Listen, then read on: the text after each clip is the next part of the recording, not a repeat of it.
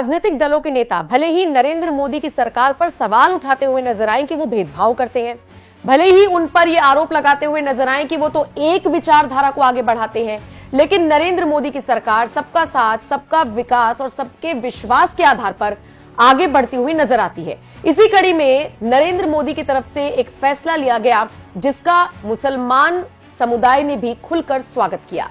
दरअसल नरेंद्र मोदी ने दरगाह में चादर भेजने का फैसला किया। हालांकि हर साल वो इस तरीके का फैसला करते हैं और आपको बताते चले कि इस बार अल्पसंख्यक मामलों के केंद्रीय मंत्री किरण रिजिजू शनिवार को सूफी संत ख्वाजा मोइनुद्दीन चिश्ती के उर्स पर अजमेर दरगाह पर प्रधानमंत्री मोदी की तरफ से भेजी गई चादर लेकर पहुंचे और वहां पर इस चादर को उन्होंने चढ़ाया भी। अब निश्चित तौर पर मुस्लिम समुदाय में विश्वास बढ़ाने के लिए, सेक्युलरिज्म का पाठ पढ़ाने के लिए नरेंद्र मोदी आगे बढ़ते हुए नजर आए तो असदुद्दीन ओवैसी को यह बात हजम नहीं हुई।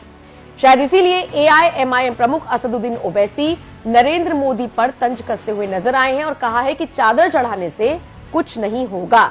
आपको बताते चले, असदुद्दीन ओवैसी ने कहा कि प्रधानमंत्री नरेंद्र मोदी की ओर से अजमेर दरगाह पर चादर भेजे जाने से कोई फायदा नहीं है और सरकार को मौजूदा मस्जिदों या दरगाहों को लेकर अदालतों में दायर किए जा रहे दावों को रोकने के लिए कदम उठाने चाहिए।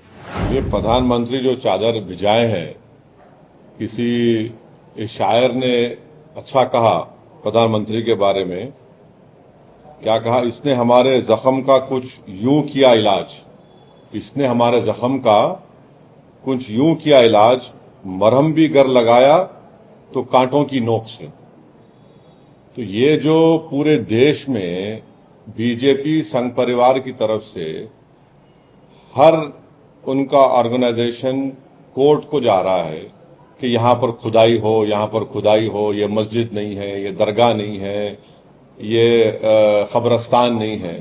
तो प्रधानमंत्री अगर चाहते हैं तो ये तमाम चीजों पर रोक लग जाएगा। अब देखिए, संभल में शाही जामा मस्जिद का एएसआई सर्वे हुआ, उसके बाद बवाल हुआ क्योंकि भ्रमित करने की कोशिश की गई कि देखिए यहां तो खुदाई हो रही है।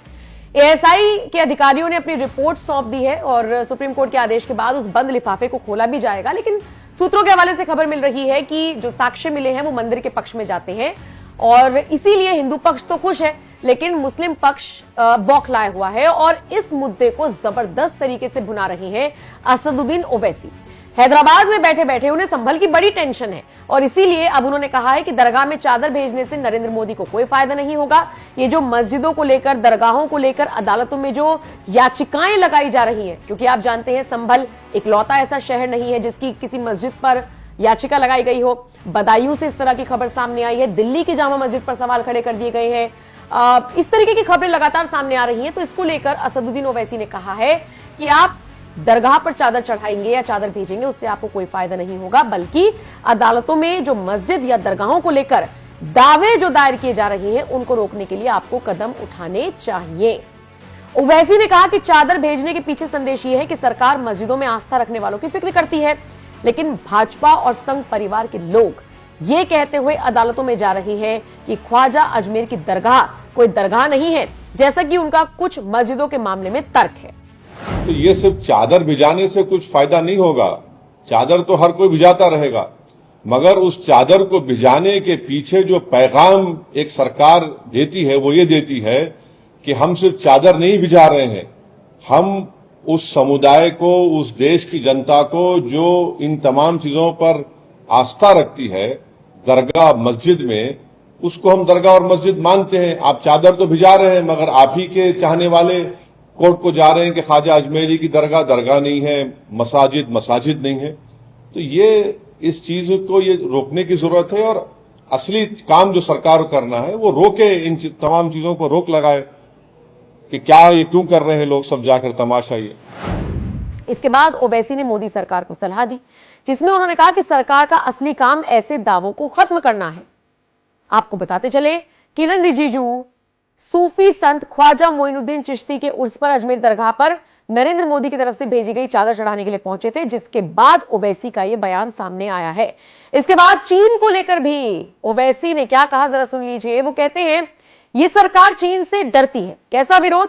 चीन हमारी जमीन पर काउंटी बांध बना रही है, अगर बांध बन गया तो किसे नुकसान होगा? सरकार चीन की ऐसी हरकतों को क्यों नहीं रोक पाई है। हर मुद्दे को उठाते हुए ओवैसी नजर आए हैं और केंद्र सरकार पर उन्होंने हमला बोला है। फिलहाल आप इस खबर को किस तरह से देखते हैं? ओवैसी की बातों में आपको कितना दम दिखाई देता है? मतलब चादर भेज दी तो दिक्कत, ना भेजते तो दिक्कत। ओवैसी को हर तरीके से दिक्कत है। आप इसको लेकर क्या राय रखेंगे? कमेंट सेक्शन में जरूर बताइए।